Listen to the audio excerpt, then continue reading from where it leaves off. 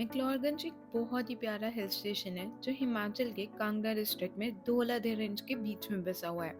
इस जगह को लैंड ऑफ तिब्बत भी कहा जाता है क्योंकि 1959 में तिब्बत वॉर के बाद यहाँ पे काफी तिब्बतन सेटल हो गए। इसलिए यहाँ आपको तिब्बतन मोनेस्ट्रीज, कल्चर और यहाँ की वाइब का एक अलग एक्सपीरियंस मिलता है।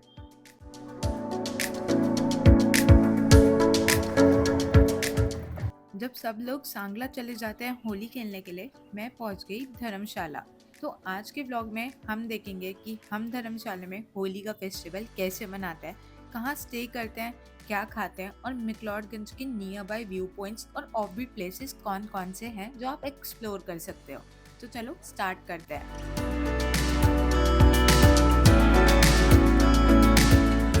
Hey guys, good afternoon. So right now we are in McLeodganj. So plan में ना बहुत ज़्यादा twist है. We started from Delhi and I took Zing bus as usual and we got dropped down at धर्मशाला. फिर मेरा plan ये था कि भाई मैं धर्मशाला में स्टे करूँगी एंड इवन मेरे एक कैंप स्टे से बात भी हो गई थी एंड वहाँ जा रही थी. Then we change our plan. Suddenly change हुआ भाई, कोई प्लान नहीं था कि मैक्लोडगंज जाएंगे पहले ही दिन. बट धर्मशाला से फिर हम लोग मैक्लोडगंज आ गए. As a travel creator, as a traveller मैं बोलूँ, मुझे इतनी दिक्कत हुई स्कूटी के लिए बिकॉज जो जिंग बस है उसने बीपीसीएल पेट्रोल पंप के वहाँ पे उतार दिया था. एंड वहाँ से लाइक सुबह मॉर्निंग के 8 बज रहे थे. फिर हम पैदल आए और गूगल मैप्स में भी एग्जैक्ट लोकेशन नहीं बताता है पहाड़ों पे, तो कोई हमारा फ़ोन नहीं उठा रहा था. फिर वॉक करते करते लोकल से पूछा कि कहाँ पे हमें रेंटल स्कूटी मिलेगी. देन ऑलमोस्ट 5-10 मिनट्स की वॉक करी बैग उठा के और फिर जाके एक रेंटल शॉप मिली. उनके चार्जेस थोड़े हाई चल रहे थे, तो वी वर लाइक यार ऑफ सीजन है बिकॉज अभी एक्चुअली में मैं होली के टाइम पे ट्रैवल कर रही हूँ and it's quite off season. Crowd यहाँ पे अभी नहीं है उतना ज़्यादा जितना एज यूजुअल होता है, तो उसके अकॉर्डिंग मुझे प्राइस थोड़े से ज़्यादा लगे. और अगर आपको जो बीपीसीएल से मैक्लोडगंज जाना है तो वहाँ से शेयरिंग टैक्सी भी चलती है. दे यूजुअली चार्ज 300, यहाँ पे आने के बाद पता चला. But and right now like मैं रेडी हो चुकी हूँ और मैं मैक्लोडगंज के मेन मॉल रोड वाले साइड पे एक जगह पे स्टे कर रही हूँ. I show you the room once. And यहाँ से हम लोग जा रहे हैं दलाई लामा टेम्पल. आज का डे बड़ा सॉर्टेड सा है, हम लोग ज़्यादा कुछ एक्सप्लोर नहीं करेंगे. एंड गाइस फॉर इन्फॉर्मेशन, जब आप धर्मशाला से मैक्लोडगंज जाते हैं, अगर आप अपने व्हीकल से आ रहे हैं तो आपको अपना व्हीकल बाहर पार्किंग में ही खड़ा करना पड़ेगा. यहाँ पे मॉल रोड पे आप अपनी गाड़ी नहीं लेकर आ सकते हो. अगर इवन आप स्कूटी भी लेकर आ रहे हो तो आप यहाँ तक ले तो आते हो बट अपने रिस्क पे, बिकॉज ऐसा ये लोग भी बोल रहे हैं, इवन हर कोई बोल रहा है कि यहाँ पे बहुत चालान करते हैं. सो दिस इज़ अ रूम, थोड़ा फैल गया है और भाई मेरा सामान देखो पूरा ऐसे ही फैला पड़ा है अभी यहाँ पे. बस एक ही प्लस पॉइंट मुझे स्टे का लगा, वो है यहाँ की बालकनी. बिकॉज बालकनी से भाई बहुत प्यारे व्यूज़ दिख रहे हैं. ये देखो, मतलब सच में खूबसूरत है. सो धर्मशाला पहुंचने के लिए आपको कश्मीरी गेट के आईएसबीटी बस स्टॉप से वॉल्वो इजीली मिल जाती है 900 to 1000 रुपीज़ में. एंड धर्मशाला से मैक्लोडगंज का डिस्टेंस सिर्फ 9 किलोमीटर का है एंड रोड ड्राइव बहुत ही सीनिक है.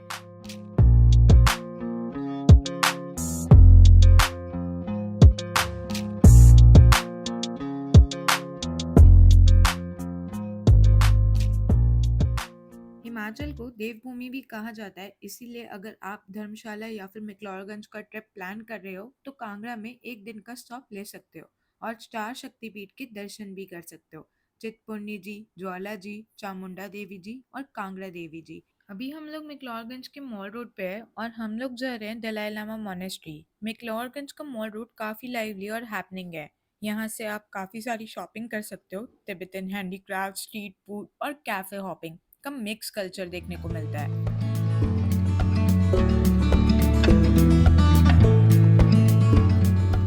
तो गाइज अभी हम लोग ना दलाई लामा मोनेस्ट्री आ चुके हैं और जस्ट हमारे स्टे से हमें 5 मिनट लगे होंगे. स्कूटी से वॉक करके भी आ सकते हो, बहुत पास है मेरे स्टे से.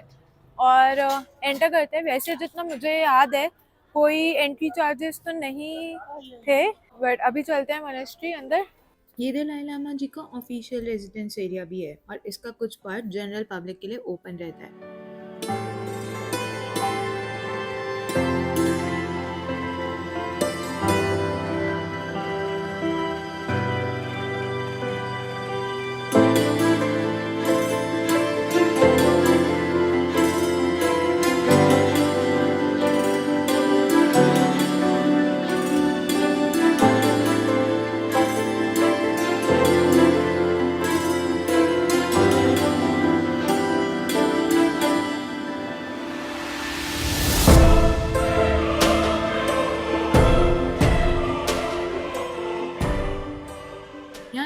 बहुत ही पीसफुल काल चक्र स्टैचू भी है, जहाँ बैठकर आप मेडिटेशन जैसा काम फील कर सकते हो। अगर आप तिब्बतन कल्चर को समझना चाहते हो तो ये प्लेस डेफिनेटली विजिट करनी चाहिए।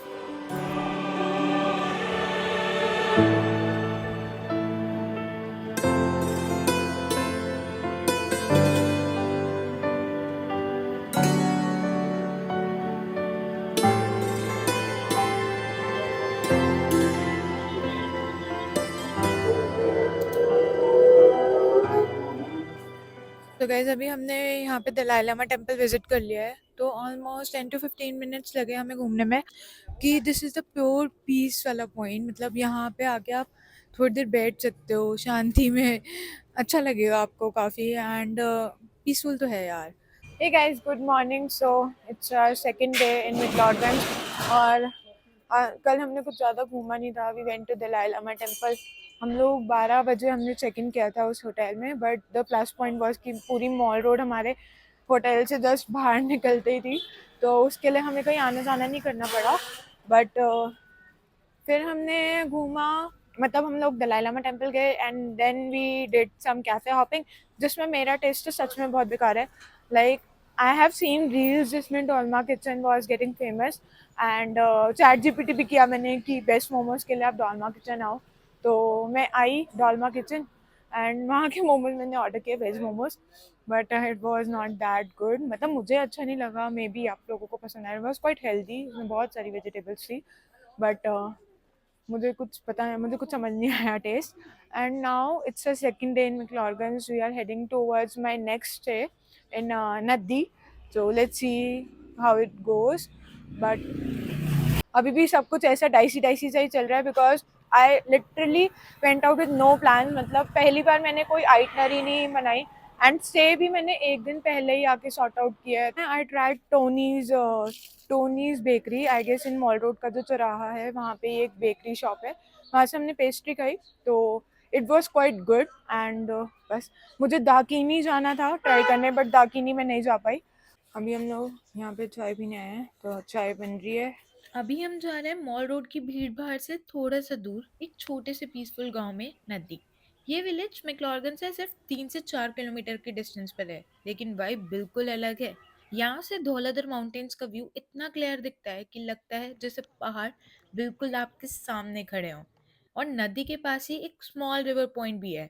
अगर लोकेशन सर्च करना चाहते ही हो तो रुद्राक्ष स्टे के नाम से इजीली रीच कर सकते हो, वरना वहाँ पे लोकल से भी बात कर सकते हो। गई सामने आपको एक गेट दिख रहा होगा, जिस सामने पूरा जहाँ से अभी जस्ट आंटी आई है, और यहाँ से हम इंटर करते हैं अपने होम स्टे की तरफ।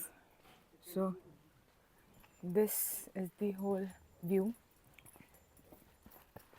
पूरे सरसों की खेती लगी हुई है यहाँ पे, और अभी मैं अंदर जा रही हूँ। यहाँ से हम लोग अपने रूम्स में एंटर करते हैं। Let's go. सो ये पूरा गार्डन है।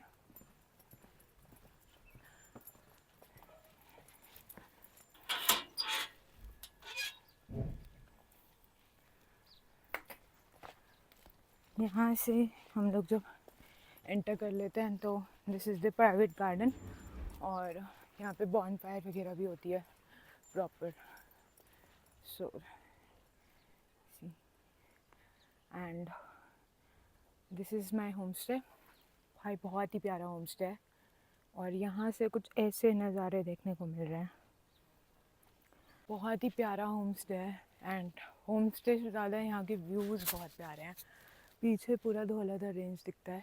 हे गाइस, सो भाई ये क्या प्रॉपर्टी है, वी जस्ट चेकड इन नदी विलेज एक्चुअली। मैं अभी आपको एक शॉर्ट टूर भी देने वाली हूँ प्रॉपर्टी का।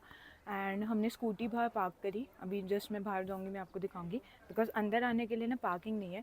बट भाई पार्किंग नहीं है, बेसिक फैसिलिटीज़ हो सकता है आपको थोड़ी ऊपर नीचे भी मिले, but the property is oh my god. And the host name is Neha. सो अब मैं नेहा ही बोलने वाली हूँ। So Neha is very chill यार, मतलब we just talked for 10 to 15 minutes and it was quite impressive. She has lots and lots of things to share, like she's an author, she's an artist, and she was like many things to tell you about, and थोड़ी देर में मैं आपको उनसे मिलवा भी दूँगी. तो she'll tell about how this particular homestay got started. And भाई प्रॉपर्टी तो खास है ही, उससे उसके पीछे का व्यू देखो आप. भाई क्या व्यू है, जन्नत है भाई. मतलब लिटरली बाहर के ट्रैफिक को छोड़ के मैं यहाँ पे आई हूँ. एंड सबसे पहले जब मैंने इनका लाइक जेन्युइनली, मैं हमेशा जेन्युइन रिव्यूज़ देना चाहती हूँ. सबसे पहले जब मैंने इनका इंस्टाग्राम देखा so it was quite okay. मैंने कहा ठीक है यार, होम स्टे बहुत सारे देखे हैं हमने एंड नॉर्मल ही रहता है, but this home stay is actually very nice. And मेरा मन नहीं कर रहा, मेरा प्लान था कहीं घूमने जाने का एंड मेरा लिटरली मन नहीं कर रहा है अभी कि मैं यहाँ से बाहर भी जाऊँ. But yes, will go out somewhere and will explore something, but this place is actually beautiful. So let me show you the property from inside. So यहाँ से स्टेयर से हम लोग ऊपर आए.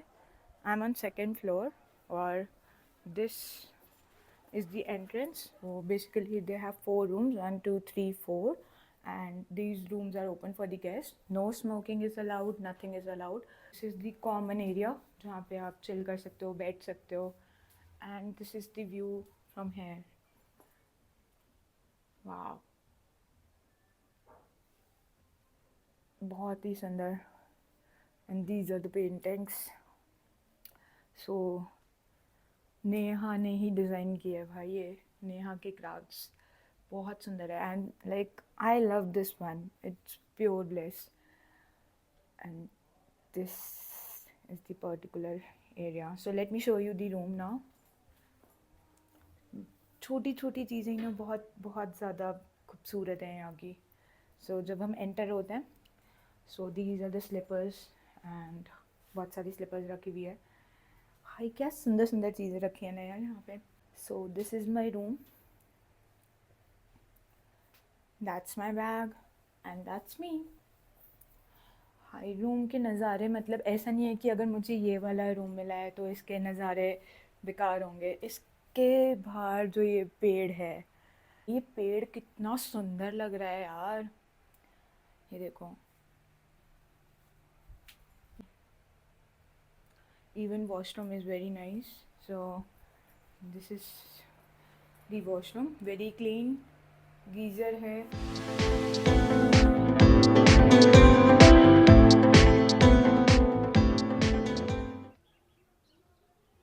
नदी से एक ब्यूटीफुल ट्रैक भी स्टार्ट होता है जो जाता है गुना देवी टेम्पल तक. ये ट्रैक लगभग 2 किलोमीटर का है और पूरा जंगल ट्रेल है. अगर आपको नेचर वॉक पसंद है तो आप ये ट्रैक अपनी आइटनरी में ऐड कर सकते हो.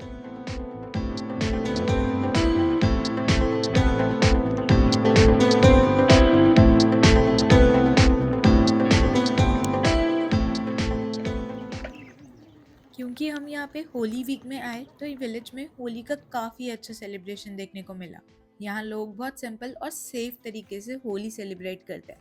बट उससे ज़्यादा मज़े मुझे मेरे होम स्टे में सबके साथ होली का फेस्टिवल सेलिब्रेट करने में आए.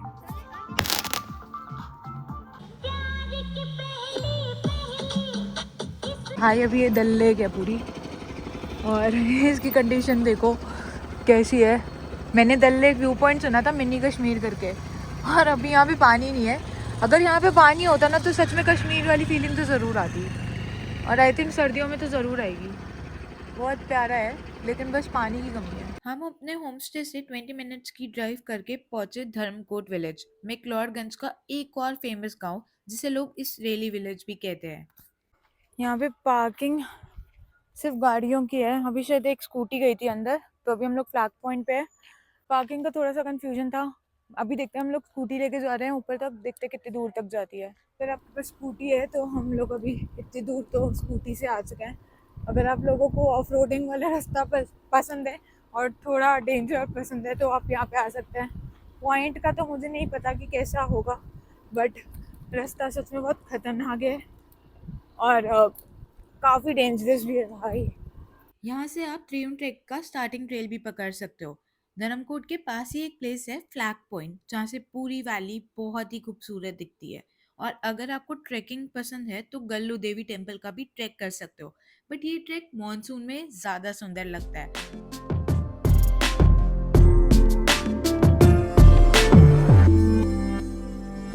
बट है काफ़ी ज़्यादा रिस्की. कितना दूर और है?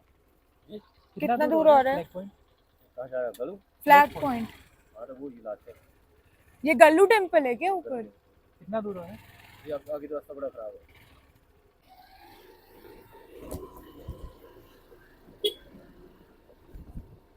अंकल के मना करने के बाद भी हमने ये रिस्क लिया और हम चले गए फ्लैग पॉइंट पे। बट स्कूटी से यहाँ तक आना काफ़ी ज़्यादा रिस्की हो सकता है, तो बेस्ट पार्ट ये है कि आप स्कूटी नीचे ही पार्क कर दो एंड देन वहाँ से ट्रैक डाउन करके यहाँ तक पहुँच सकते हो। सो गाइस, यहाँ पे अभी हमने अपनी स्कूटी जो है वो पार्क कर दी है।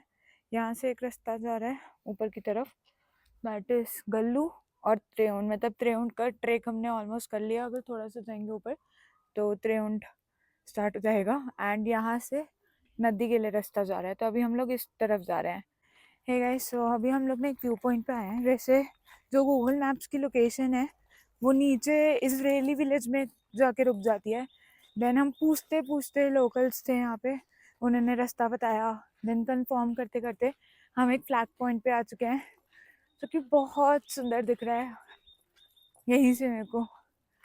तो लेट्स गो इनसाइड एंड देखते हैं क्या है। और वहाँ पे it's kind of a view point, but रास्ता बहुत ख़राब था यार।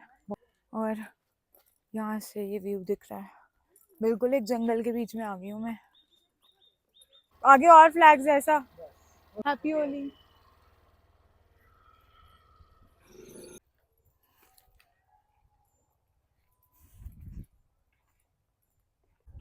Guys, this is the flag point.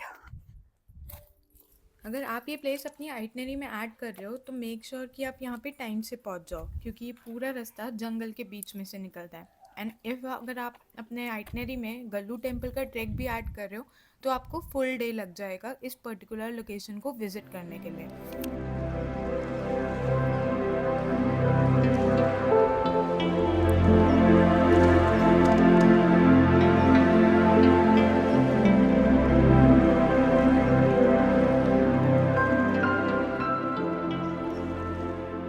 Seriously, 2 days are not enough for a McLaurgans trip. I was running short of time, इसीलिए ज़्यादा एक्सप्लोर नहीं कर पाई। बट अगर आप धर्मशाला की ट्रिप प्लान कर रहे हो then don't miss Bhagsunath waterfall trek and Shiva cafe तो ज़रूर जाना, बिकॉज इंस्टाग्राम पे भी ट्रेंडिंग चल रहा है। और यहाँ से आप एक्सप्लोर कर सकते हो त्रिउंड ट्रैक, जिसको करने में अप्रॉक्स 1 दिन चाहिए ही। आज हमारा लास्ट डे है धर्मशाला में और अभी हम लोग वापस जा रहे हैं। हमारी शाम की बस भी है। So what I miss in the starting I am covering in the last. और धर्मशाला की विजिट तभी कंप्लीट होती है जब आप यहाँ का क्रिकेट स्टेडियम विजिट करते हो। तो मैंने भी वही स्टेडियम विजिट किया। देर आर कुछ एंट्री चार्जेस जो आप ऑनलाइन ही पे करते हो एंड स्टेडियम में एंटर करते हुए काफ़ी प्राउड वाली फीलिंग आती है, because this is the only stadium जो काफ़ी ज़्यादा हाइट पे बना हुआ है। यहाँ पे पूरा स्टेडियम का मैप दे रखा है कि कहाँ पे क्या क्या बना हुआ है। तो this is the whole stadium. हम लोग स्टेडियम के अंदर जा रहे हैं। मुझे क्रिकेट की तो काफ़ी नॉलेज नहीं है एज यूजुअल, बट फिर भी मैं स्टेडियम देखने आ गई हूँ। I don't know why.